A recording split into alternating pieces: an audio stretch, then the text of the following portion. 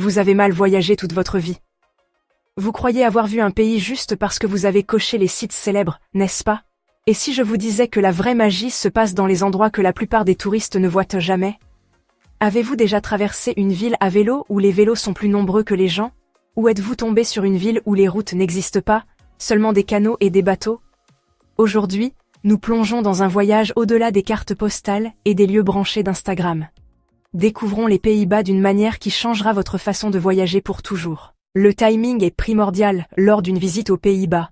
Et si vous voulez voir cet endroit sous son meilleur jour, vous devez planifier intelligemment. Le printemps, c'est comme entrer dans un tableau. Imaginez des champs de tulipes de toutes les couleurs, et en plus le jour du roi, où tout le pays organise une gigantesque fête sur le thème de l'orange qui fait passer le réveillon du Nouvel An pour une sieste. L'été? De longues journées, des festivals animés et des croisières sur les canaux, mais préparez-vous aux foules et aux prix élevés.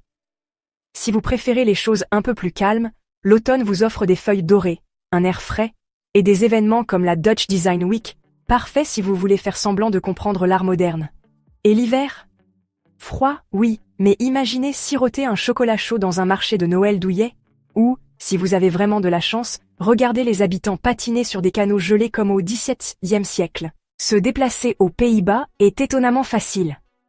L'aéroport de Schiphol est votre porte d'entrée, et de là, le système ferroviaire est tellement efficace que vous vous demanderez pourquoi votre propre pays n'y arrive pas. Une OV Chipcart est votre meilleur ami pour les transports en commun, mais soyons réalistes. La vraie façon néerlandaise de voyager, c'est à 2 roues. Avec plus de pistes cyclables que de routes, faire du vélo ici n'est pas seulement un moyen de transport, c'est un mode de vie. Louez un vélo, intégrez-vous, et essayez juste de ne pas vous faire renverser par quelqu'un qui fait ça depuis sa naissance. Maintenant parlons des villes. Amsterdam est une évidence. De charmants canaux, des musées de renommée mondiale, et plus de vélos que de personnes. Mais ne vous arrêtez pas aux pièges à touristes. Des quartiers comme le Jordan et de Pijp vous donnent une ambiance locale. Et si vous prenez un ferry gratuit pour Amsterdam Nord, vous trouverez de l'art moderne, des vues incroyables et moins de perches à selfie sur votre chemin. Rotterdam, d'un autre côté, est le petit frère rebelle d'Amsterdam.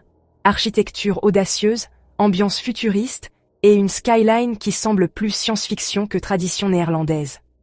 Utrecht? Pensez à Amsterdam, mais en plus petit, plus calme et sans le chaos touristique.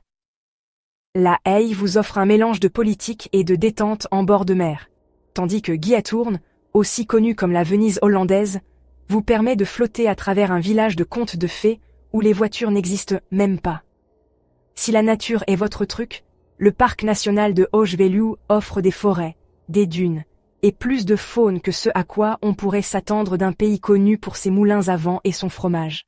En parlant des Néerlandais, ils ont la réputation d'être directs. Pas impolis, juste efficaces avec les mots. S'ils vous disent que votre nouvelle coupe de cheveux est intéressante, eh bien, portez peut-être un chapeau. Heureusement, la plupart des Néerlandais parlent anglais, mais un dank je wel, merci, occasionnel ne fera pas de mal. En ce qui concerne l'étiquette, le pourboire n'est pas une obligation, mais arrondir l'addition est apprécié, et quoi que vous fassiez, soyez à l'heure. Rien ne perturbe plus un Néerlandais que le retard. Passons maintenant à la vraie raison pour laquelle nous voyageons, la nourriture. La cuisine néerlandaise n'a peut-être pas la renommée mondiale de la française ou de l'italienne, mais croyez-moi, vos papilles vous remercieront. Les stroopwafels, ces fines gaufres fourrées au caramel, sont un incontournable. Les bitterballen sont des boulettes de viande frite qui se marient dangereusement bien avec la bière. Et si vous vous sentez aventureux, essayez le hareng cru, dégustez tel quel. C'est un rite de passage. Amateurs de fromage, faites un pèlerinage à Gouda ou Alkmaar, où les marchés au fromage sont littéralement le paradis des produits laitiers. Et en hiver, réchauffez-vous avec un stampot, une purée copieuse de pommes de terre et de légumes. En termes de sécurité, les Pays-Bas sont plutôt tranquilles, mais ne vous laissez pas tromper. Les pickpockets adorent les touristes distraits, surtout dans les endroits très fréquentés comme le Red Light District. Et en parlant de pièges à touristes, Amsterdam est bien plus que des coffee shops et des scènes de fête. Évitez la place du Dam surpeuplée et explorez des trésors cachés comme le musée de la photographie Foam ou les cours historiques du Begijnhof. Au final, les Pays-Bas sont un endroit où l'histoire et la vie moderne se mélangent sans effort.